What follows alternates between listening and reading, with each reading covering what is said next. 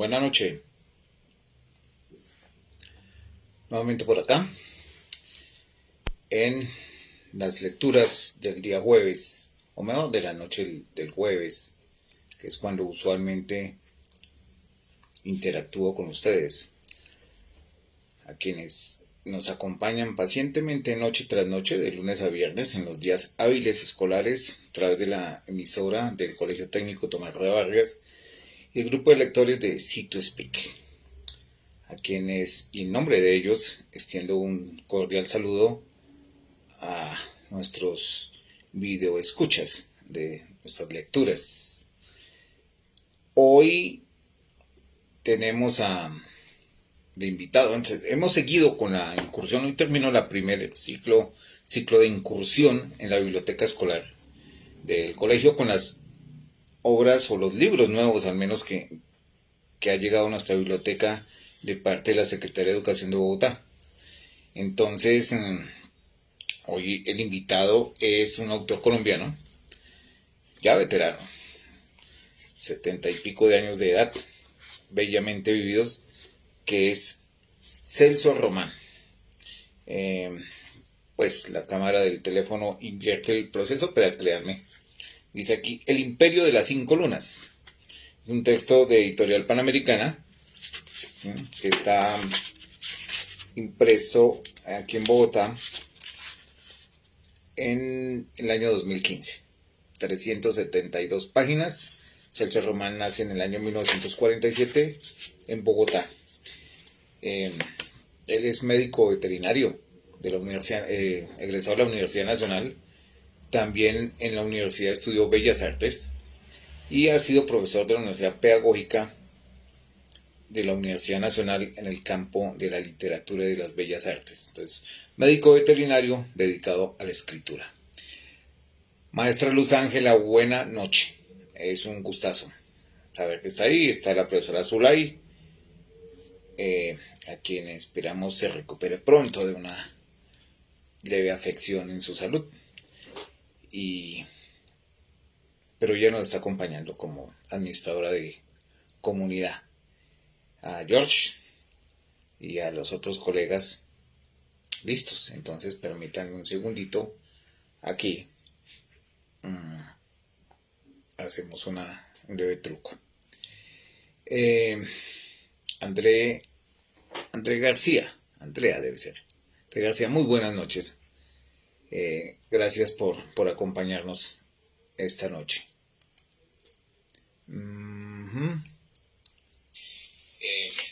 Él es médico veterinario. Vamos a hacernos propaganda nosotros mismos aquí a la orque.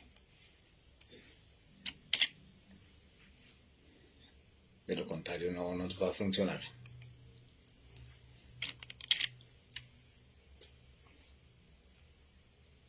Y listo. Bueno, a lo que vinimos, que es a leer.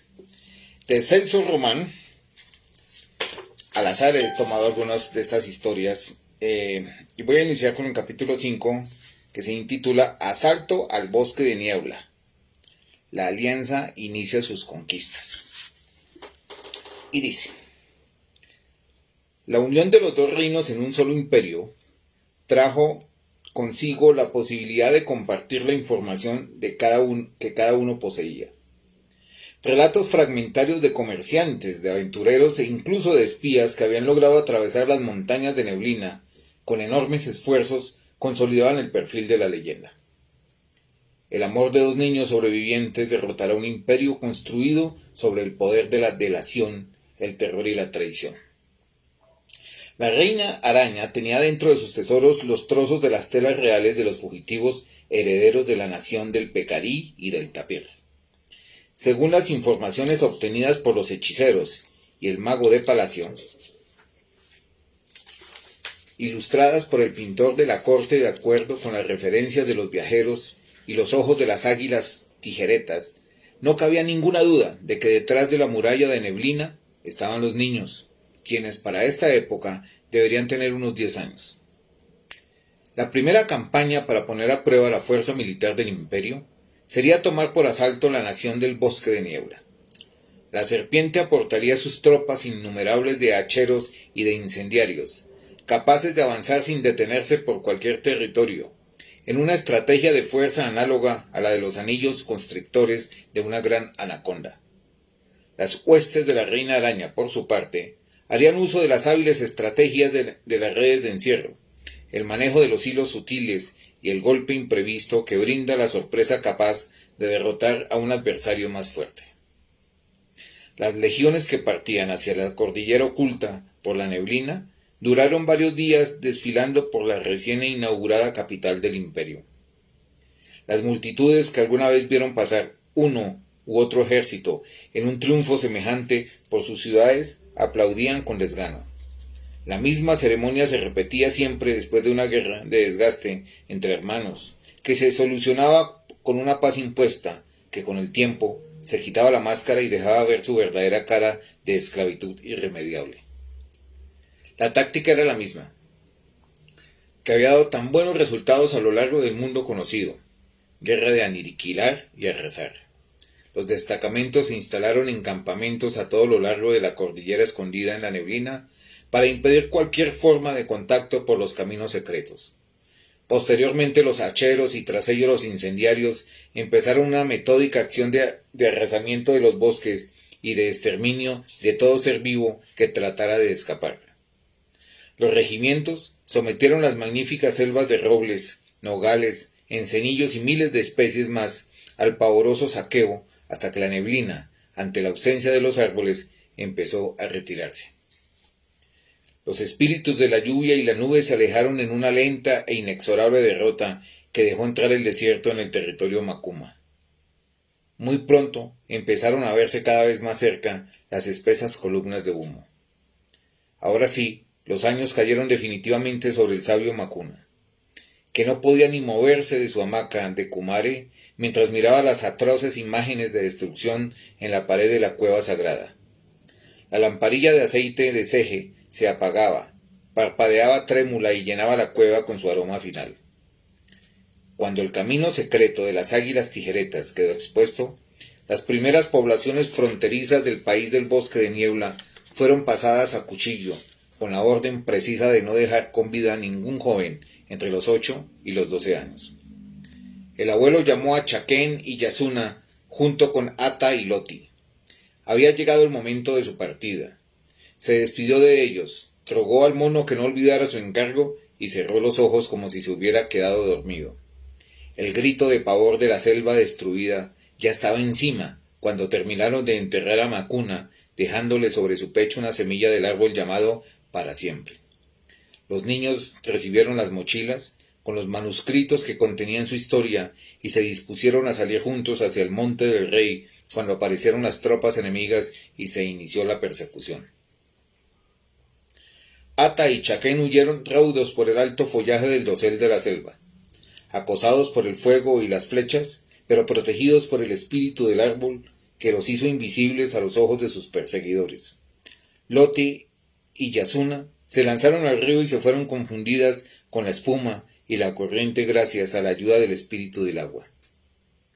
Desde su sueño que esperaba el germinar de la semilla, y sin tener acceso a la pared mágica de su cueva, el abuelo Macuna no pudo ver que los dos niños se separaban.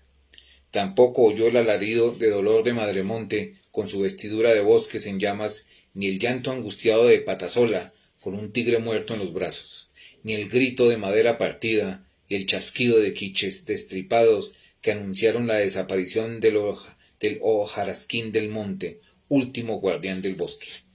Nadie sabía si los dos niños se volverían a encontrar o se alejaban para siempre.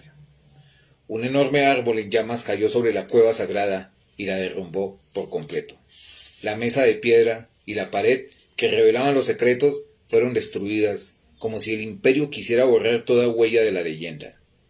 Solo quedó un fragmento como evidencia, que aparecería años más tarde para renovar la fuerza del mito, tal como el abuelo Macuna lo había dejado consignado en los manuscritos que ahora huían en direcciones opuestas. Bueno, ese es el primer cuento del texto de Celso Román, El Imperio de las Cinco Lunas. ¿Qué pasó con estos jóvenes? Veámoslo en el capítulo 6, la separación. Genevieve. Buenas noches, compañera Genevieve. Aún a la espera de tu lectura. ¿Qué llegará primero? ¿El salario o Jenny con sus lecturas? Esperemos a ver. Por el alto camino de los árboles, perseguidos por el fuego, Ata y Chaquén no tuvieron otra alternativa que alejarse del río, ya cercado por las milicias del imperio, que clavaban sobre las cenizas del país del bosque de neblina su ominoso estandarte de la serpiente y la araña con la calavera en el abdomen. Siguieron a lo largo de la cordillera ocultándose entre profundas cañadas y evadiendo de noche los puestos militares que erizaban la humeante frontera de la guerra. Su peregrinar los llevó hacia el norte, mucho más allá de las alturas cordilleranas coronadas de nieve, donde las montañas descienden suavemente hacia occidente en tierras de sabanas resecas, testimonio del paso del imperio hasta los pantanos interminables de Choromandó, el gran río. El viaje fue demasiado duro para el anciano Ata. Al llegar cerca de la aldea llamada Mata de Pantano, el mono colorado se sentía particularmente triste, pues las instrucciones de Macuna habían sido poner al niño a salvo de en Monte del Rey, la tierra de los libres, donde Etka, mano de hierro, les brindaría protección. Pero mira dónde vine a dejarte en el extremo opuesto, exclamó decepcionado. No importa, estamos juntos y estamos vivos, dijo el niño tratando de consolarlo. Entonces Ata le pidió que se acercara, pues tenía algo importante que decirle. Vas a olvidar de dónde vienes, pero dentro de 10 años volverás a recordar y tendrás que construir tu destino. Los manuscritos de Macuna deberán quedar escondidos y solamente podrán ser leídos cuando estén completos. Busca dónde guardarlos porque muy pronto lo que has vivido se borrará de tu mente. No tengas miedo, los dioses te protegerán. Toma mi semilla, plántala conmigo. Después de decir estas palabras, el viejo llamado Ata, el padre y compañero de juegos de Chaquén, cerró los ojos y falleció en los brazos del niño que lloraba en silencio. Después de sepultarlo cubierto de flores, sembró la semilla sobre su cuerpo, como era la costumbre de la gente del bosque de niebla. Luego buscó entre los árboles del pantano, hasta que encontró un retorcido caucho matapalo, que al abrazar a una palma la había asfixiado. Al morir ésta y desaparecer su tronco, había dejado una cavidad natural oculta por las orquídeas. Ahí dejó la mochila de Kumare con los manuscritos. Siguió caminando hacia Mata de Pantano, y al final de la tarde, cuando asomaron las primeras estrellas, ya no sabía quién era ni de dónde venía. Fue acogido por los pescadores de la aldea en la ciénaga, y una familia lo recibió como uno de los suyos. Nadie le hizo más preguntas, convencidos de que debería ser uno de esos hijos de la violencia, uno de los muchos niños del dolor que olvidan para poder vivir tan comunes en estos tiempos. Le dieron el nombre de viajero y se convirtió en uno de los aldeanos, distinguido solamente por su extraordinaria habilidad para hablar con los animales y las plantas. Loti y Yasuna, por su parte, descendieron por el río de aguas turbulentas, enfurecido por la destrucción y crecido por un súbito aguacero que mandaron los espíritus del agua como último grito desesperado al ver una patrulla que pretendía tenderles una emboscada aguas abajo para atraparlas por una red. Enormes troncos y quemados descendieron de las orillas deforestadas y en una inmensa avalancha se llevaron la trampa, azotando las orillas hasta que de raudal en raudal la corriente los sacó al orgulloso río de la Cruz del Sur, límite del reino de Monte del Rey, tierra de hombres libres y patria del soberano Etka, mano de hierro. También para la anciana y valiente Loti este fue su último viaje. Pidió a Yasuna que se acercara para decirle al oído que buscara al rey, quien la estaría esperando. Etka sabía que debía guardar la mochila de Kumare con los manuscritos del anciano Macuna, pues aún no era tiempo para interpretarlos, ya que muy pronto la niña olvidaría su pasado y solamente volvería a recordar 10 años después, cuando el tiempo fuera propicio para encontrar su destino. Después de decir esto, Loti cerró los ojos y descansó para siempre en medio del llanto de Yasuna. Una vez que hubo enterrado a su amiga a la orilla del río y después de haber sembrado sobre el cuerpo de la nutria la semilla de un árbol, la niña emprendió camino por ese hermoso país.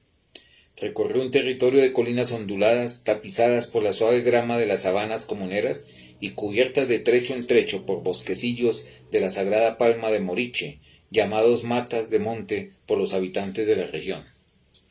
Así llegó, con su mente en blanco, pero guiada por el espíritu del agua, a la fortaleza donde habitaba el soberano Etka Mano de Hierro, quien la recibió con todo el afecto que le profesaba al anciano Macuna. Para entonces, y como la niña ya había perdido la memoria de su nombre, la llamaron Franquelín de Oriente y fue criada como la hija del rey. Los manuscritos habrían de permanecer ocultos en un arcón real hasta cuando la niña recobrara su memoria y empezara a recuperar su historia y construir su destino. Así el tiempo emprendió su juego con los relojes de arena, mientras en el imperio no sabían a ciencia cierta si los niños habían muerto durante la destrucción del país del bosque de niebla, que se convirtió en una desolada paramera semidesértica, barrida por un viento triste que ululaba con el llanto de los espíritus, asustando a los viajeros. Sin embargo, extraños signos y oscuros presentimientos de los magos del palacio y los arúspices de la reina le decían que los niños habían sobrevivido y en alguna parte se ocultaban. Y tenían razón, pues en medio de los pantanos y al otro lado de la frontera del gran río de la Cruz del Sur, dos niños muy especiales, se diría que dotados de poderes mágicos y protegidos de los dioses, llegaban a la hermosa adolescencia. Fin del segundo cuento. Juan Camilo, buenas noches. Qué gusto tenerte aquí en línea. Voy a saltar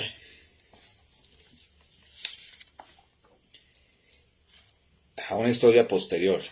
Este libro, muy bonito por cierto, en la construcción de sus historias, como hemos notado, nos habla mucho de la naturaleza, ¿no? Es una buena forma de hablarle a los más jóvenes y a los que no somos tan jóvenes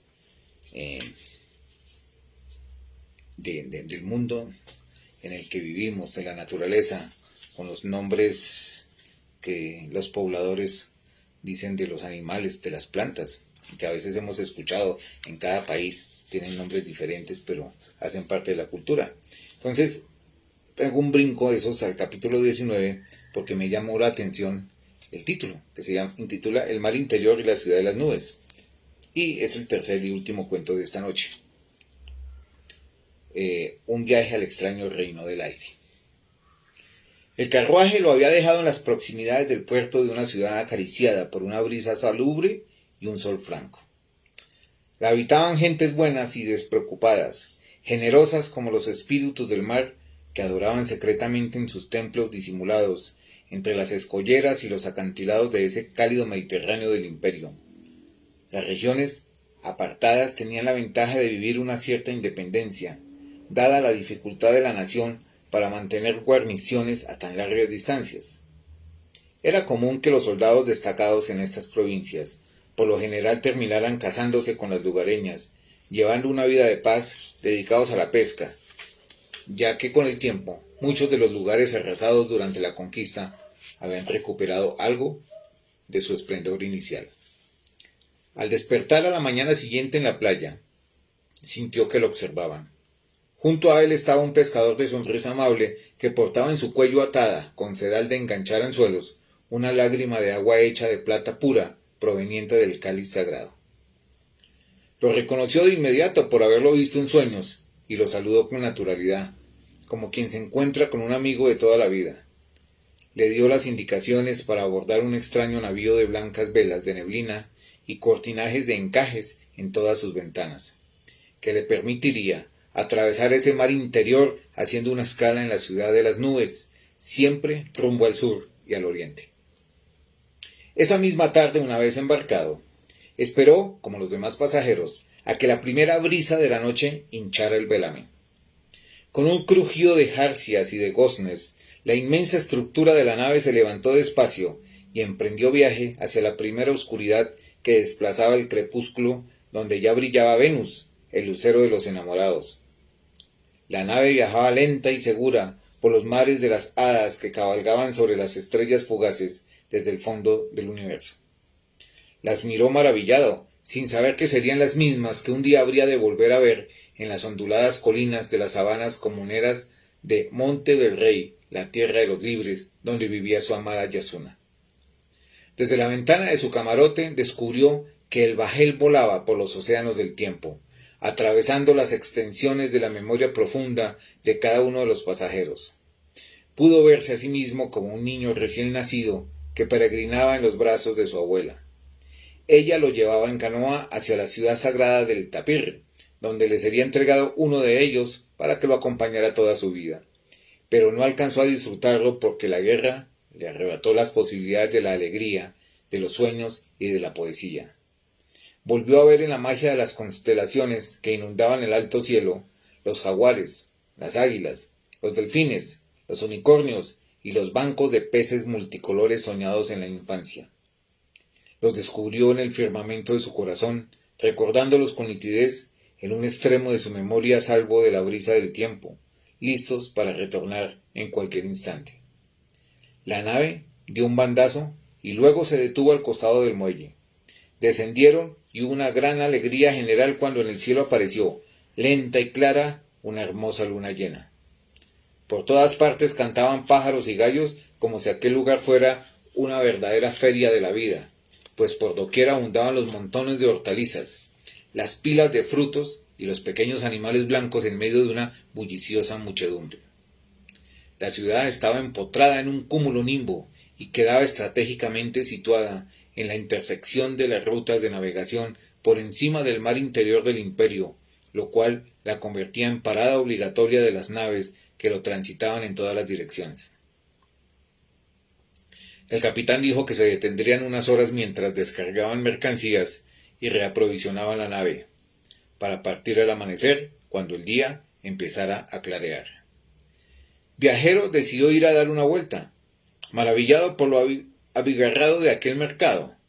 Caminando entre la multitud encontró en medio de dos puestos de feria un pequeño rapaz que abría el pico en la incierta luz de la luna con tal cara de desamparo que se conmovió y lo recogió. La gente del lugar lo rodeó comentando que en esos entornos ese encuentro era un signo de buena fortuna, pues esas aves habitaban los inaccesibles riscos de la nube sin acercarse jamás a la ciudad. Tal vez cayó de un nido, dijo una mujer de cabellos color miel y ojos del mismo matiz verde de los mares sobre los cuales flotaba la nube. Puso la mano en la espalda del viajero y él sintió que le comunicaba una enorme alegría y tuvo la agradable sensación de conocerla desde siempre, y esta noche le inundaba la felicidad de volver a verla. Quiso seguir conversando, pero ella desapareció sonriendo entre la multitud. Comprendió que en ella estaba Frankelín de Oriente, que le advertía de un peligro. Lo invadió una gran angustia y descifró de repente la actitud de gentes que lo espiaban desde las sombras de la ciudad. El ave entre sus manos le transmitió la misma preocupación reflejada en un leve temblor de las alas.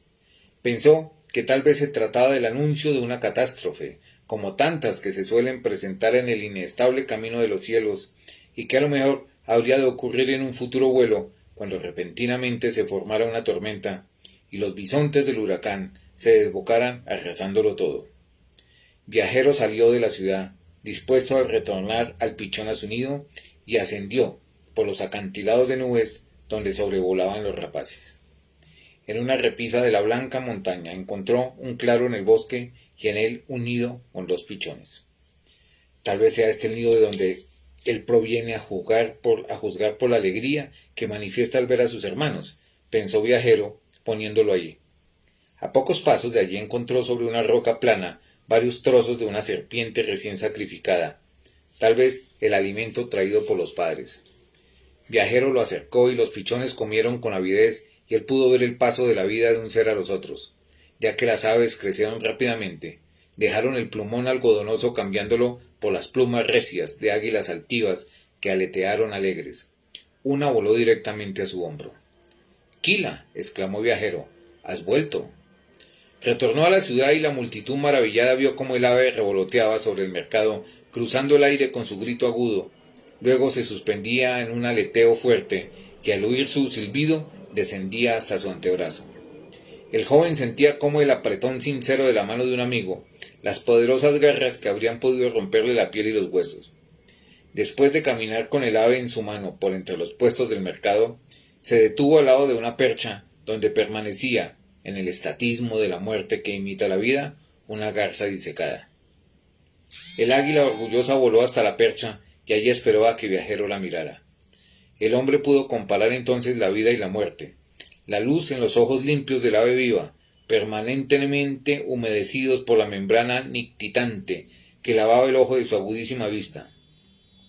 El hermoso balanceo de las plumas del abdomen con cada respiración, la luciente belleza de las plumas, la avidez del pico ansioso de hundirse en busca de la sangre para permanecer vivo, la aguda atención para descifrar un movimiento entre la multitud. El vendedor de aves le extendió un documento y una pluma de ganso, con un rojo punto en su costado, para que estampara en él su firma. Con pavor, Viajero comprendió que esta ciudad tan alta y lejana entre las nubes también estaba tomada por el imperio de la araña y la serpiente. El documento tenía el símbolo fatídico impreso en alto relieve, y en él se le ofrecía una considerable suma del tesoro a cambio del ave para que fuera disecada y enviada como regalo a la reina. Era una cuota, un signo de sumisión y aprecio hacia el poder, una obligación prioritaria de cada ciudadano que lo más preciado de sus pertenencias terminara como un obsequio para decorar el palacio. La multitud se arremolinó alrededor de Viajero, a la espera de la firma del documento para que el animal fuera sacrificado y luego montado por el taxidermista. La insistencia del vendedor de animales pasó a amenaza de llamar la guardia ante tamaña demora en el cumplimiento de las órdenes reales. Alguien habló de desobediencia, de traición al poder, de que esa persona se parecía al tan buscado fugitivo. En el muelle de las afueras de la ciudad, el navío de velas tejidas con el vapor de la neblina estaba listo y se preparaba para zarpar. Desde el mercado se escuchaban los gritos de despedida, el gualdarapeo del velamen y el crujiente rechinar de la inmensa estructura que se descolgaba del blanco muelle de la ciudad entre las nubes y se lanzaba al mar azul del cielo abierto por el sol de la mañana. Viajero silbó al ave y el águila levantó el vuelo y abrió un espacio en torno a él con la afilada amenaza de las garras y el pico. El vendedor llamó a los guardias y, como había pasado tantas veces en los últimos tiempos, por entre la multitud llegaron los guardias con los penachos blancos de la guarnición en la ciudad en las nubes. Corrió hacia el puerto y se abrió camino con el grito del águila, pero era demasiado tarde. El bajel ya se perdía en la distancia. Llegó hasta el muelle donde los guardias lo arrinconaron contra la orilla del vacío y, sin dudarlo un instante, se lanzó al espacio desde el embarcadero donde rompían las nubes como olas del mar de los cielos. «Tú también tienes alas», dijo Kila, y desapareció. En el espacio, Viajero solo sentía el silbido del viento contra su vertiginosa caída.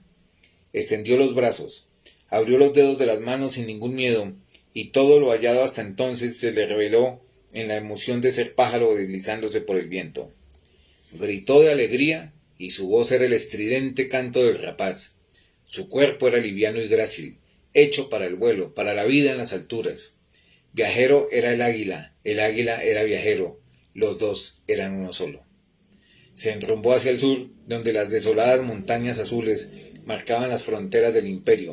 En el camino hacia las sabanas comuneras del Monte del Rey, la tierra de los libres, el ondulado e infinito mar de las llanuras orientales. Cruzó al abrigo de las nubes sobre la retícula férrea de las ciudades militares y los puestos de avanzada. Buscó en el corazón y éste lo llevó a un lugar amado, pero ya cambiado por los avatares de la guerra. Bueno, con esto he tomado 3 historias del Imperio de las 5 Lunas del César Román. Libro interesantísimo. Una muy buena prosa. Atrapa. Les invito a que accedan a este texto y leernos todos los capítulos. Un texto bien hecho, vale la pena.